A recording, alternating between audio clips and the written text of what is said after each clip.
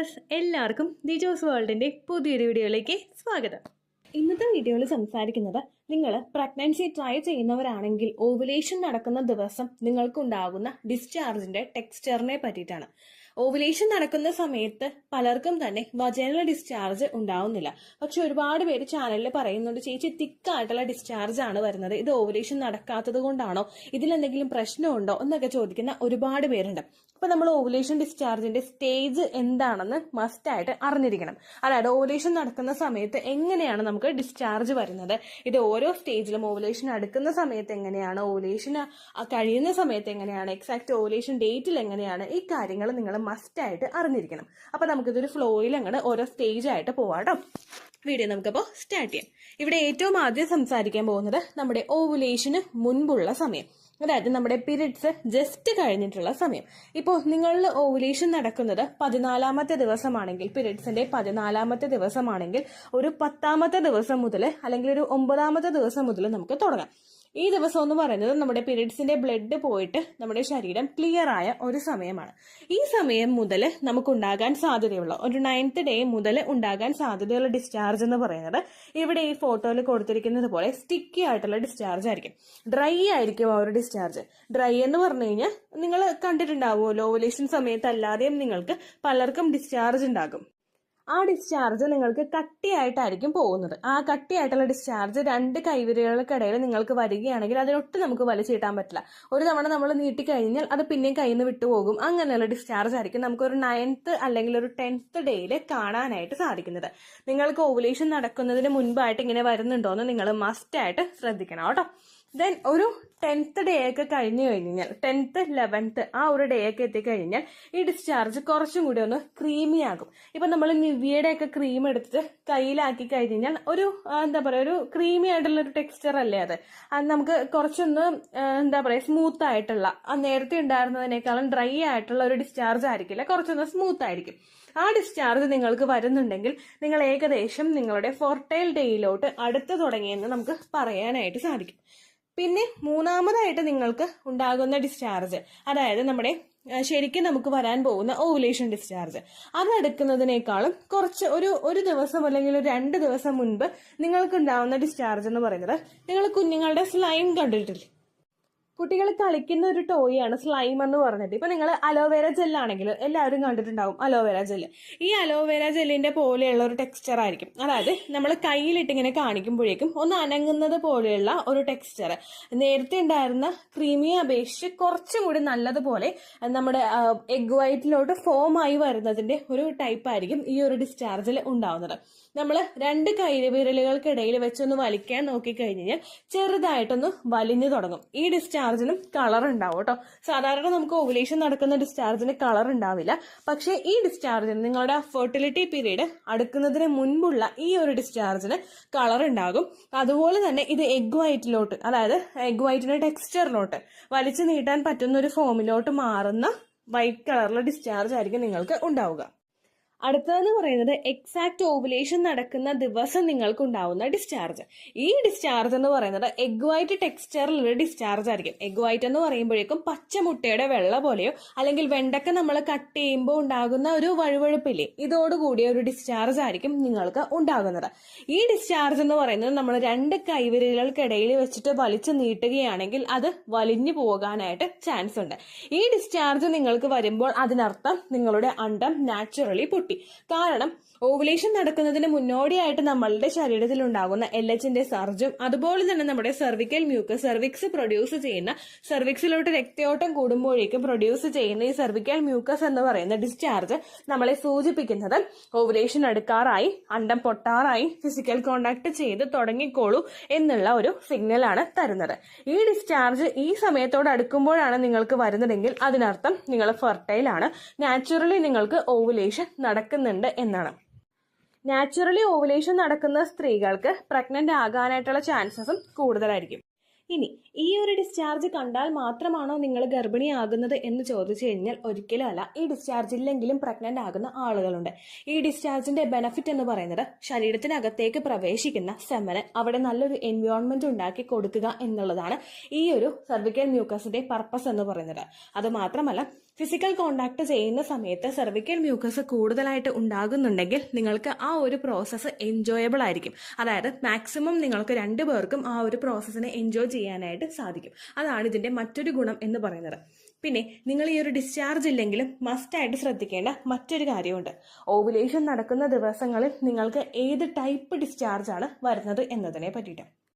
Exact ovulation date നമ്മൾ കണ്ടുപിടിക്കുകയാണെങ്കിൽ ആ ഒരു ദിവസങ്ങളിൽ നിങ്ങൾക്കുണ്ടാകുന്ന ഡിസ്ചാർജ് തിക്കായിട്ടുള്ളതാണെങ്കിൽ, ഞാൻ തുടക്കത്തിലേ പറഞ്ഞതുപോലെ ഡ്രൈയും തിക്കുമായിട്ടുള്ള ഒരു ഡിസ്ചാർജ് ആണ് നിങ്ങൾക്ക് ഉണ്ടാകുന്നുണ്ടെങ്കിൽ അതിനർത്ഥം നമ്മുടെ സെമന് അകത്തേക്ക് പ്രവേശിക്കാൻ സാധിക്കാത്ത തരത്തിൽ ഒരു ഹോസ്റ്റൈലായിട്ടുള്ള എൻവയോൺമെന്റ് ആണ് സെർവിക്കൽ മ്യൂക്കസ് ഉണ്ടാക്കുന്നത് എന്നതിനെ പറ്റിയിട്ടാണ്.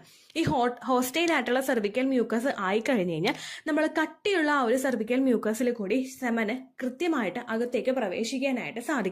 അങ്ങനെ വന്നു കഴിഞ്ഞാൽ പലതും ആ ഒരു വജൈനയുടെ ഓപ്പണിങ്ങിൽ വെച്ചിട്ട് തന്നെ നശിച്ചു പോവുകയും ചെയ്യും. നിങ്ങളൊന്ന് ആലോചിച്ച് നോക്കുക. നിങ്ങൾക്ക് ജലദോഷം ഉണ്ടാകുമ്പോഴേക്കും കട്ടയായിട്ടാണ് കഫം നിങ്ങളുടെ മൂക്കിലിരിക്കുന്നതെങ്കിൽ നിങ്ങൾക്ക് ബ്രീത്ത് എടുക്കാനായിട്ട് പറ്റുമോ? നമുക്ക് ബുദ്ധിമുട്ടുണ്ടാവില്ലേ ബ്രീത്ത് എടുക്കാൻ വേണ്ടിയിട്ട്? ഇതേ ഒരു കാര്യം തന്നെയാണ് ഈ ഒരു സിറ്റുവേഷനിൽ നമുക്ക് കണ്ടുപിടിക്കാനായിട്ടും മനസ്സിലാക്കാനായിട്ടും സാധിക്കുന്നത്. അത് തിക്കാണെങ്കിൽ, ഓവുലേഷൻ നടക്കുന്ന സമയങ്ങളിൽ ഉണ്ടാവുന്ന ഡിസ്ചാർജ് തിക്കാണെങ്കിൽ ശരീരത്തിനകത്തേക്ക് സ്പേമിന് പ്രവേശിക്കാനായിട്ട് സാധിക്കില്ല. അങ്ങനെ വന്നു കഴിഞ്ഞാൽ നമുക്ക് പ്രഗ്നൻസി അവിടെ പോസിബിൾ ആവില്ല. അങ്ങനെയുള്ളവർക്ക് ഓവുലേഷൻ ചിലപ്പോൾ നടക്കുന്നുണ്ടാകും, പക്ഷേ പ്രഗ്നൻസി നടക്കാനായിട്ടുള്ള ചാൻസസ് കുറവാണ്. ഈ ഡിസ്ചാർജ് വർദ്ധിപ്പിക്കാൻ വേണ്ടിയിട്ട് വിറ്റമിൻ ഇ അടങ്ങിയിട്ടുള്ള കണ്ടൻസിലുള്ള ഭക്ഷണങ്ങളും, അതായത് ബദാം കഴിക്കുന്നത് നല്ലതാണ്. അതുപോലെ തന്നെ കുക്കുംബർ കഴിക്കുന്നത് നല്ലതാണ്. വാട്ടർമെലൺ കഴിക്കുന്നത് നല്ലതാണ്. അതുപോലെ ധാരാളം വെള്ളം കുടിക്കാൻ ശ്രമിക്കുന്നത് നല്ലതാണ്. വെള്ളം എന്ന് പറയുന്നതിലാണ് സെർവിക്കൽ മ്യൂക്കസ് പ്രൊഡ്യൂസ് ആകുന്നത്. ഈ സെർവിക്കൽ മ്യൂക്കസിന്റെ ഭൂരിഭാഗം കണ്ടന്റിലും അടങ്ങിയിട്ടുള്ളത് വാട്ടറുമാണ്. അതുകൊണ്ട് നിങ്ങൾ ധാരാളം വെള്ളം കുടിച്ച് നിങ്ങൾക്ക് സെർവിക്കൽ മ്യൂക്കസ് ഇൻക്രീസ് ചെയ്യാനായിട്ട് സാധിക്കും. അതുപോലെ തന്നെ നിങ്ങൾ ഓവുലേഷൻ നടക്കുന്ന സമയത്ത് ഡിസ്ചാർജിൽ വ്യത്യാസമുണ്ടെങ്കിൽ ഡോക്ടറെ സമീപിക്കുക. അതിനുശേഷം സെർവിക്കൽ മ്യൂക്കസ് ഇൻക്രീസ് ചെയ്യാനായിട്ട് സഹായിക്കുന്ന കോൺസീവൽ എന്ന് പറയുന്ന ഒരു മെഡിസിൻ ഉണ്ട്. ഏറ്റവും കൂടുതൽ ഡോക്ടേഴ്സ് ഈ ഒരു മെഡിസിൻ കൊടുത്തിട്ടാണ് കാണാറ്. അതുകൊണ്ടാണ് ആ പെർട്ടിക്കുലർ മെഡിസിനെ പറ്റി മാത്രം പറഞ്ഞത് കേട്ടോ. ഈ കോൺസീവൽ മെഡിസിൻ നമ്മുടെ സെർവിക്കൽ മ്യൂക്കസിന്റെ ക്വാളിറ്റി വർദ്ധിപ്പിക്കുന്നതിന് വേണ്ടിയിട്ടും ആ ഒരു ഡിസ്ചാർജിന്റെ ടെക്സ്ചർ ഇംപ്രൂവ് ചെയ്യുന്നതിന് വേണ്ടിയിട്ടും സഹായിക്കുന്നു. കോൺസീവൽ എന്നൊരു പറയുന്ന മെഡിസിനെ പറ്റി അറിയാൻ വേണ്ടിയിട്ട് വി ചൂസ് വേൾഡ് കോൺസീവൽ എന്ന് ടൈപ്പ് ചെയ്ത് കഴിഞ്ഞാൽ നിങ്ങൾക്ക് ആ വീഡിയോ ലഭിക്കുന്നതായിരിക്കും. അതിൽ ഞാനൊരു കമന്റ് പിൻ ചെയ്തിട്ടിട്ടുണ്ട്. കാരണം ഈ ഒരു മെഡിസിൻ എടുത്തിട്ട് പ്രഗ്നന്റ് ആയി എന്നതിനെ പറ്റിയിട്ട് ഒരു കമന്റ് വന്നിട്ടുണ്ടായിരുന്നു. അത് ഞാൻ പിൻ ചെയ്തിട്ടുണ്ട് കേട്ടോ. അപ്പോൾ ആ ഒരു ബുദ്ധിമുട്ട് നിങ്ങൾക്കുണ്ടെങ്കിൽ അത് നിങ്ങൾ മനസ്സിലാക്കിയിട്ട് ട്രീറ്റ്മെന്റ് എടുക്കാനായിട്ട് ശ്രദ്ധിക്കാം. അപ്പോൾ ഇത്രയേ ഉള്ളൂ വീഡിയോ. യൂസ്ഫുൾ ആയി കാണുമെന്ന് വിശ്വസിക്കുന്നു. യൂസ്ഫുൾ ആവുന്നുണ്ടെങ്കിൽ ലൈക്ക് ചെയ്യുക, ഫ്രണ്ട്സിനൊക്കെ ഷെയർ ചെയ്ത് കൊടുക്കുക കേട്ടോ. എന്തെങ്കിലും സംശയം ഉണ്ടെങ്കിൽ നിങ്ങൾ കമന്റ്സിൽ ചോദിക്കുക. പഴയ വീഡിയോസിന് കമന്റ്സ് ഇടുന്നവർക്ക് അതിന് റിപ്ലൈ ലഭിക്കുന്നില്ലെങ്കിൽ ലേറ്റസ്റ്റ് ആയിട്ട് ഞാൻ ഏത് വീഡിയോ ആണ് അപ്ലോഡ് ചെയ്യുന്നത് അതിന് താഴെ ആ കമന്റ് ഒന്ന് കോപ്പി പേസ്റ്റ് ചെയ്യാം കേട്ടോ. അപ്പോൾ അടുത്തൊരു വീഡിയോ ആയിട്ട് നമുക്ക് വീണ്ടും കാണാം. ബൈ. ഇനി ഈ ഒരു ഡിസ്ചാർജ് കണ്ടാൽ മാത്രമാണോ നിങ്ങൾ ഗർഭിണിയാകുന്നത് എന്ന് ചോദിച്ചു കഴിഞ്ഞാൽ ഒരിക്കലും അല്ല. ഈ ഡിസ്ചാർജ് ഇല്ലെങ്കിലും പ്രഗ്നന്റ് ആകുന്ന ആളുകളുണ്ട്. ഈ ഡിസ്ചാർജിന്റെ ബെനഫിറ്റ് എന്ന് പറയുന്നത് ശരീരത്തിനകത്തേക്ക് പ്രവേശിക്കുന്ന സെമന് അവിടെ നല്ലൊരു എൻവയോൺമെന്റ് ഉണ്ടാക്കി കൊടുക്കുക എന്നുള്ളതാണ് ഈ ഒരു സെർവിക്കൽ മ്യൂക്കസിന്റെ പർപ്പസ് എന്ന് പറയുന്നത്. അത് മാത്രമല്ല, ഫിസിക്കൽ കോണ്ടാക്ട് ചെയ്യുന്ന സമയത്ത് സെർവിക്കൽ മ്യൂക്കസ് കൂടുതലായിട്ട് ഉണ്ടാകുന്നുണ്ടെങ്കിൽ നിങ്ങൾക്ക് ആ ഒരു പ്രോസസ്സ് എൻജോയബിൾ ആയിരിക്കും. അതായത് മാക്സിമം നിങ്ങൾക്ക് രണ്ടുപേർക്കും ആ ഒരു പ്രോസസ്സിനെ എൻജോയ് ചെയ്യാനായിട്ട് സാധിക്കും. അതാണ് ഇതിന്റെ മറ്റൊരു ഗുണം എന്ന് പറയുന്നത്. പിന്നെ നിങ്ങൾ ഈ ഒരു ഡിസ്ചാർജ് ഇല്ലെങ്കിലും മസ്റ്റായിട്ട് ശ്രദ്ധിക്കേണ്ട മറ്റൊരു കാര്യമുണ്ട്. ഓവുലേഷൻ നടക്കുന്ന ദിവസങ്ങളിൽ നിങ്ങൾക്ക് ഏത് ടൈപ്പ് ഡിസ്ചാർജ് ആണ് വരുന്നത് എന്നതിനെ പറ്റിയിട്ട്.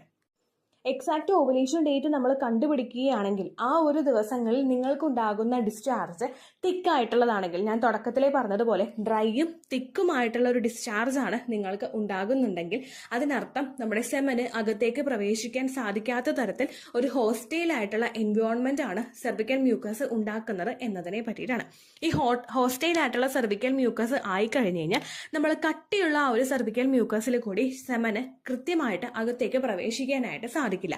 അങ്ങനെ വന്നു കഴിഞ്ഞാൽ പലതും ആ ഒരു വജൈനയുടെ ഓപ്പണിങ്ങിൽ വെച്ചിട്ട് തന്നെ നശിച്ചു പോവുകയും ചെയ്യും. നിങ്ങളൊന്ന് ആലോചിച്ച് നോക്കുക. നിങ്ങൾക്ക് ജലദോഷം ഉണ്ടാകുമ്പോഴേക്കും കട്ടയായിട്ടാണ് കഫം നിങ്ങളുടെ മൂക്കിലിരിക്കുന്നതെങ്കിൽ നിങ്ങൾക്ക് ബ്രീത്ത് എടുക്കാനായിട്ട് പറ്റുമോ? നമുക്ക് ബുദ്ധിമുട്ടുണ്ടാവില്ലേ ബ്രീത്ത് എടുക്കാൻ വേണ്ടിയിട്ട്? ഇതേ ഒരു കാര്യം തന്നെയാണ് ഈ ഒരു സിറ്റുവേഷനിൽ നമുക്ക് കണ്ടുപിടിക്കാനായിട്ടും മനസ്സിലാക്കാനായിട്ടും സാധിക്കുന്നത്. അത് തിക്കാണെങ്കിൽ, ഓവുലേഷൻ നടക്കുന്ന സമയങ്ങളിൽ ഉണ്ടാവുന്ന ഡിസ്ചാർജ് തിക്കാണെങ്കിൽ ശരീരത്തിനകത്തേക്ക് സ്പേമിന് പ്രവേശിക്കാനായിട്ട് സാധിക്കില്ല. അങ്ങനെ വന്നു കഴിഞ്ഞാൽ നമുക്ക് പ്രഗ്നൻസി അവിടെ പോസിബിൾ ആവില്ല. അങ്ങനെയുള്ളവർക്ക് ഓവുലേഷൻ ചിലപ്പോൾ നടക്കുന്നുണ്ടാകും, പക്ഷേ പ്രഗ്നൻസി നടക്കാനായിട്ടുള്ള ചാൻസസ് കുറവാണ്. ഈ ഡിസ്ചാർജ് വർദ്ധിപ്പിക്കാൻ വേണ്ടിയിട്ട് വിറ്റമിൻ ഇ അടങ്ങിയിട്ടുള്ള കണ്ടൻസിലുള്ള ഭക്ഷണങ്ങളും, അതായത് ബദാം കഴിക്കുന്നത് നല്ലതാണ്.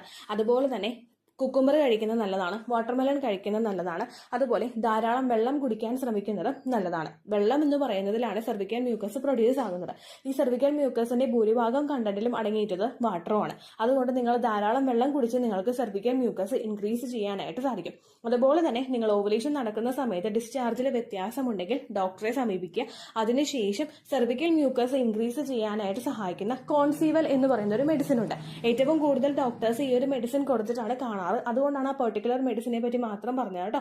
ഈ കോൺസീവൽ മെഡിസിൻ നമ്മുടെ സെർവിക്കൽ മ്യൂക്കസിന്റെ ക്വാളിറ്റി വർദ്ധിപ്പിക്കുന്നതിന് വേണ്ടിയിട്ടും ആ ഒരു ഡിസ്ചാർജിന്റെ ടെക്സ്ചർ ഇംപ്രൂവ് ചെയ്യുന്നതിന് വേണ്ടിയിട്ടും സഹായിക്കുന്നു. ഇത്രയേ ഉള്ളൂ വീഡിയോ. യൂസ്ഫുൾ ആയി കാണുമെന്ന് വിശ്വസിക്കുന്നു. യൂസ്ഫുൾ ആവുന്നുണ്ടെങ്കിൽ ലൈക്ക് ചെയ്യുക, ഫ്രണ്ട്സിനൊക്കെ ഷെയർ ചെയ്ത് കൊടുക്കുക കേട്ടോ. എന്തെങ്കിലും സംശയം ഉണ്ടെങ്കിൽ നിങ്ങൾ കമന്റ്സിൽ ചോദിക്കുക. പണ്ടത്തെ വീഡിയോയ്ക്ക് കമന്റ്സ് ഇടുന്നവർക്ക് റിപ്ലൈ ലഭിക്കുന്നില്ലെങ്കിൽ ലേറ്റസ്റ്റ് ആയിട്ട് ഞാൻ ഏത് വീഡിയോ ആണോ അപ്ലോഡ് ചെയ്യുന്നത് അതിന് താഴെ കമന്റ് ഒന്ന് കോപ്പി പേസ്റ്റ് ചെയ്യാനായിട്ട് ശ്രദ്ധിക്കുക കേട്ടോ. അതുപോലെ ഓവുലേഷൻ ഡേറ്റ് കാൽക്കുലേറ്റ് ചെയ്ത് തരാനായിട്ട് റിക്വസ്റ്റ് ചെയ്യുന്ന ആളുകൾ എത്രയാണോ സൈക്കിൾ ലെങ്ത് അത് മെൻഷൻ ചെയ്യാനായിട്ട് ശ്രദ്ധിക്കുക. സൈക്കിൾ ലെങ്ത് എന്നതുകൊണ്ട് ഉദ്ദേശിച്ചത് ഓരോ മാസവും എത്ര ദിവസം കൂടുമ്പോഴാണോ ബ്ലീഡിങ് വരുന്നത് അതാണ് സൈക്കിൾ ലെങ്ത്. കഴിഞ്ഞ മാസം ഒരു 8-ാം തീയതിയാണ് ബ്ലീഡിങ് ആയതെങ്കിൽ ഈ മാസം 6-ാം തീയതിയാണ് ബ്ലീഡിങ് ആയതെങ്കിൽ കഴിഞ്ഞ മാസം 8-ാം തീയതി മുതൽ ഈ മാസം 6-ാം തീയതി വരെ എത്ര ദിവസമുണ്ടോ അത് കാലണ്ടറിൽ എണ്ണി തിട്ടപ്പെടുന്നതാണ് നിങ്ങളുടെ സൈക്കിൾ ലെങ്ത്. സൈക്കിൾ ലെങ്ത് നമ്മൾ കൃത്യമായിട്ട് കാൽക്കുലേറ്റ് ചെയ്യുകയാണെങ്കിൽ ഓവുലേഷൻ ഡേറ്റ് എളുപ്പത്തിൽ കണ്ടുപിടിക്കാൻ വേണ്ടിയിട്ട് ഒരുപാട് ആപ്ലിക്കേഷൻസും ഒരുപാട് ഓൺലൈൻ ആയിട്ടുള്ള വെബ്സൈറ്റുകളും ഇന്ന് നമുക്ക് അവൈലബിൾ ആണ്. പ്ലേ സ്റ്റോറിൽ പോയിട്ട് ഓൺലൈൻ ഓവുലേഷൻ ട്രാക്കർ എന്ന് ടൈപ്പ് ചെയ്ത് കഴിഞ്ഞാൽ നിങ്ങൾക്ക് അതുമായിട്ട് ബന്ധപ്പെട്ടിട്ടുള്ള ആപ്ലിക്കേഷൻസ് കിട്ടും. അത് പറ്റുന്നില്ല എങ്കിൽ ഗൂഗിളിൽ പോയിട്ട് ഓൺലൈൻ ഓവുലേഷൻ കാൽക്കുലേറ്റർ എന്ന് ടൈപ്പ് ചെയ്ത് കഴിഞ്ഞാൽ അതുമായിട്ട് ബന്ധപ്പെട്ടിട്ടുള്ള വെബ്സൈറ്റുകൾ നിങ്ങൾക്ക് കിട്ടും. അതിൽ നിങ്ങളുടെ ലാസ്റ്റ് മന്തിലെ മെൻസ്ട്രേഷൻ്റെ ഡേറ്റും ഒപ്പം ഞാൻ ഈ പറഞ്ഞ രീതിക്ക് നിങ്ങൾ കാൽക്കുലേറ്റ് ചെയ്യുന്ന സൈക്കിൾ ലെങ്ത്തും എൻ്റർ ചെയ്ത് കൊടുക്കുകയാണെങ്കിൽ നിങ്ങൾക്ക് കൃത്യമായിട്ട് ഓവുലേഷൻ ഡേറ്റ് കണ്ടുപിടിക്കാനായിട്ട് സാധിക്കും. ഫെർട്ടൈൽ ടൈം പീരീഡും നിങ്ങൾക്ക് കിട്ടും. അതായത് എത്ര ദിവസം മുതൽ കോൺടാക്ട് ചെയ്ത് തുടങ്ങിക്കഴിഞ്ഞാൽ നിങ്ങൾ പ്രഗ്നൻ്റ് ആകും എന്നുള്ളൊരു ഡേറ്റും നിങ്ങൾക്ക് പ്രോപ്പറായിട്ട് കിട്ടും കേട്ടോ. ഇത് കാൽക്കുലേറ്റ് ചെയ്യുന്ന സമയത്ത് സൈക്കിൾ ലെങ്ത് കാൽക്കുലേറ്റ് ചെയ്യുന്ന സമയത്ത് നിങ്ങളുടെ ആ ഒരു കലണ്ടറിൽ നോക്കി തന്നെ നിങ്ങൾ കാൽക്കുലേറ്റ് ചെയ്യുക. പല മാസങ്ങളിലും 30-31 ദിവസമുണ്ട്. അതുകൊണ്ടാണ് അങ്ങനെ പറഞ്ഞത്. ഒപ്പം നിങ്ങൾക്ക് ബ്ലീഡിങ് തുടങ്ങിയ ദിവസത്തിന് വേണം നിങ്ങൾ ഡേ 1 ആയിട്ട് എടുക്കാൻ വേണ്ടിയിട്ട്. സ്പോട്ടിങ് തുടങ്ങിയ ദിവസത്തിനെ, അതായത് ചെറുതായിട്ട് ഡിസ്ചാർജ് പോയി തുടങ്ങിയ ദിവസത്തിനെ നിങ്ങൾ കൺസിഡർ ചെയ്യേണ്ട ആവശ്യം ഇല്ല കേട്ടോ. അപ്പോൾ ഇത്രയേ ഉള്ളൂ വീഡിയോ. അടുത്തൊരു വീഡിയോ ആയിട്ട് നമുക്ക് വീണ്ടും കാണാം. ബൈ.